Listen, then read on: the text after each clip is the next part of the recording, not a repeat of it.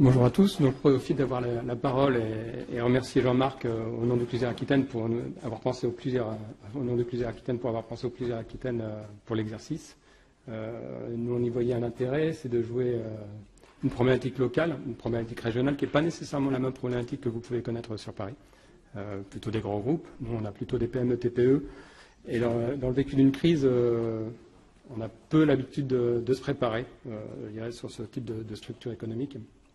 Donc l'intérêt de la relation entre les deux était particulièrement pertinent pour nous dans le cadre de cet exercice. Je vais essayer de vous faire une présentation sur les coûts. Alors les coûts d'une crise, c'est compliqué parce qu'on n'aurait pas parlé des coûts d'ailleurs dans l'exercice qui a eu lieu avec Écran 2017, mais par ailleurs les coûts on ne les voit pas sur Internet. On a beaucoup de mal. Quand on a une crise, quand on la vit, on communique peu, et en tout cas on communique peu sur les coûts. Donc voilà ce qu'on peut trouver aujourd'hui dans les sources ouvertes. Alors c'est des coûts pour Sony PlayStation Network, ça date d'il y a 4-5 ans, 172 millions de dollars. Des études ont permis de montrer qu'en coût indirect, potentiellement, c'est 2 milliards de dollars. Parce que derrière, il a fallu rembourser un certain nombre d'acteurs, rembourser les clients. Dans les exemples plus récents, Maersk, alors c'était avec NotPetya, au jour d'aujourd'hui, 400 millions d'euros en direct. Une estimation donne 1,5 milliard en indirect. Pour TNT, on a 300 millions de dollars, sachant que TNT, aujourd'hui, n'est toujours pas dans un fonctionnement nominal. Ils sont toujours avec un certain nombre de pratiques en mode papier. Ils estiment un retour en fonctionnement nominal fin du mois. Donc, NotPetya, mois de mai, on est fin septembre. Pour ce qui est de Saint-Gobain, alors, en coût direct, il y a eu 81 millions d'euros à peu près, c'est ce qui était estimé. Ce qui est apparu aujourd'hui dans les comptes, c'est 250 millions d'euros de pertes pour cette année, pour l'exercice fiscal de cette année. Je voulais vous mettre aussi d'autres exemples qui étaient plus des exemples, je dirais, de Nouvelle-Aquitaine. Donc une industrie agroalimentaire, dont je ne citerai pas le nom, un ransomware, 10 millions d'euros de pertes. Ça voulait dire 6 mois sans paye, sans capacité de faire de la paye. Et également, beaucoup plus grave, 10 ans de perte de traçabilité dans l'alimentaire. Donc, des sanctions pénales potentiellement derrière également. Et l'exemple plus récent, alors vous avez peut-être trouvé ça dans la presse, une entreprise de pièces détachées, ransomware, une rançon de 3 000 euros, mais l'ensemble des données chiffrées, ce n'est pas un problème de payer la rançon, c'était la problématique de récupérer leurs données. Le bilan, c'est que l'entreprise a fermé, 8 personnes au chômage. Donc, tout ça pour dire que les coûts, finalement, est-ce que ça a une signification? 1,5 milliard, 10 millions d'euros, tout ça, c'est des coûts qui sont tout à fait relatifs à l'entreprise.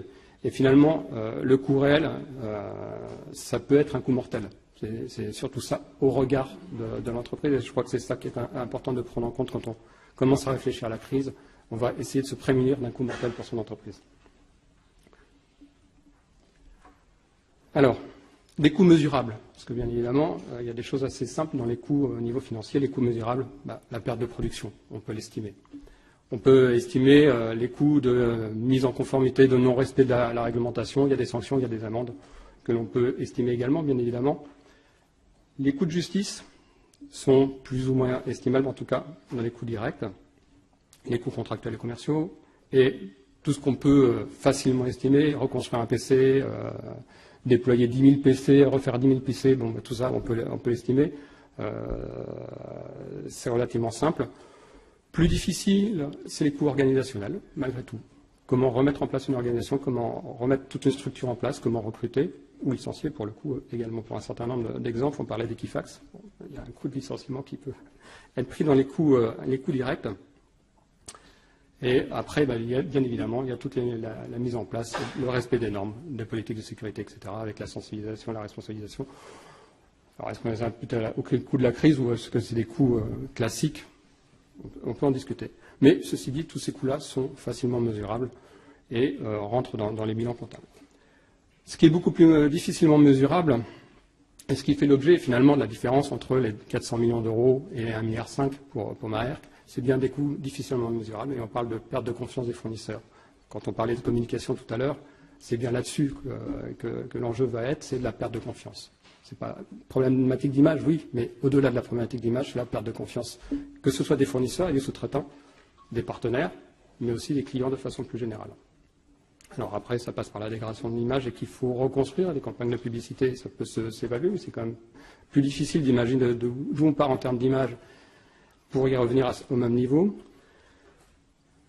Des coûts difficilement mesurables aussi en termes d'entreprise, les coûts sociaux. Alors, toute la problématique, c'est de quel point de vue on se place.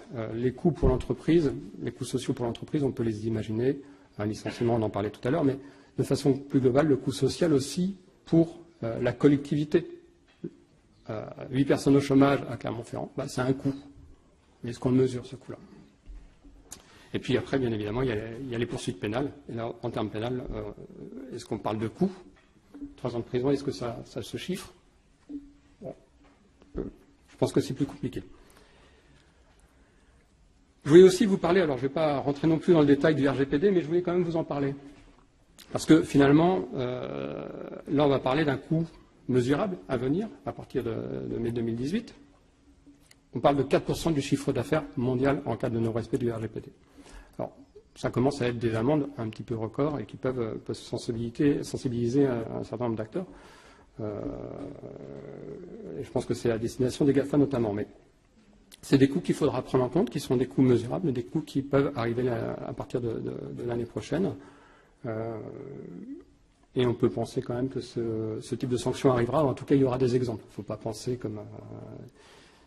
que ce sera la loi de 78, informatique et liberté, avec très peu de sanctions finalement, beaucoup de mise en demeure, mais peu de sanctions. Je crois que la volonté du législateur sur le sujet, et notamment le législateur européen, était d'avoir des sanctions qui soient applicables et qui soient appliquées. Après, on a parlé de la notification. Donc, le coût de notification aux tiers, notamment aux personnes concernées, dans le cadre du RGPD, ça sera un coût direct. Aujourd'hui, les États-Unis, à contrario de l'Europe, avaient déjà imposé cette obligation de notification aux personnes concernées. Les estimations des coûts étaient entre 20 à 200 $ par personne concernée.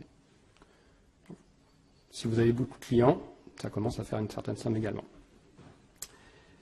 Et puis, dernier point, ça veut dire que s'il y a eu problème, il va falloir remettre en conformité, et on parlait du privacy by design, donc ça veut dire potentiellement la refonte complète de son applicatif, ou voire de ses différents applicatifs, des voitures connectées par exemple, c'est un bon exemple d'une refonte complète si on doit prendre en compte la suite d'une crise. Donc tout ça, c'est des coûts qui risquent de rendre les crises, déjà avec des montants importants, encore plus importants à partir de 2018. Alors, les objectifs de la gestion de crise, finalement, c'est d'essayer de travailler d'évaluer la criticité de l'événement pour définir un plan d'action, pour limiter son impact par rapport à l'entreprise. Il va falloir maîtriser l'information tout au long de la crise. On en parlait tout à l'heure, de l'information. Cet élément qui permet de garder la confiance, même si, dans l'exercice et le rétexte, on a vu que tout a fuité dans les réseaux sociaux. Très vite, très très vite. Et un exemple récent, Saint-Gobain, ça a fuité dans les réseaux sociaux, même si la communication de Saint-Gobain était plutôt de bonne facture. On a maîtrisé la communication, on parlait de la communication interne vis-à-vis des salariés. Alors dans le domaine médical, vis-à-vis des médecins, c'est encore plus important, mais c'est une obligation. Collecter les informations pour la communication, à chaud et à froid, bien évidemment. Capitaliser sur l'historique pour pouvoir s'améliorer demain. Un sujet qui n'est pas dedans, c'est évidemment, et on n'en a pas parlé, et je pense que c'est peut-être l'objet de l'intervention suivante, mais conserver les éléments de preuve. S'il y a un REX sur cet exercice aussi, écran 2017, c'est qu'aucun élément de preuve n'a été conservé. Donc, les poursuites demain, pour préserver ces responsabilités et limiter l'impact financier, finalement, il n'y a aucun élément de conservé. Mais tout ça pour dire que l'objectif de la gestion de crise, ce n'est pas de rendre la crise à coût zéro, c'est simplement de rendre la crise supportable et ne pas avoir le coup mortel demain de cette absence de gestion.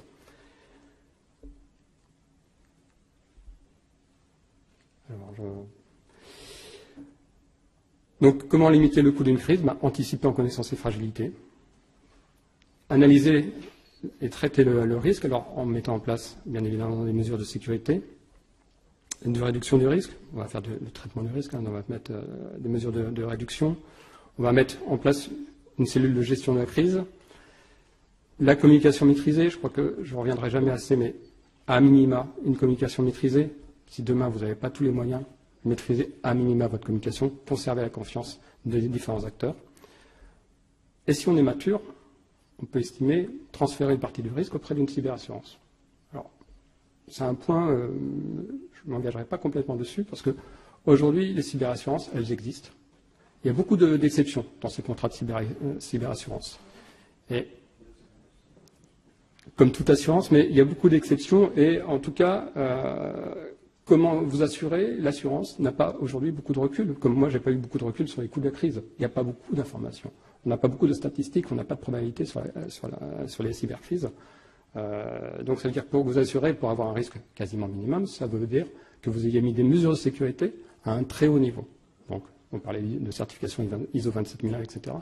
Donc si vous êtes déjà à ce niveau-là, il y a un certain nombre de mesures de réduction du risque, au-delà des mesures de transfert qui doivent exister. Et donc ça veut dire qu'il faut sensibiliser l'ensemble des intervenants, que ce soit interne ou externe, sur la cybersécurité.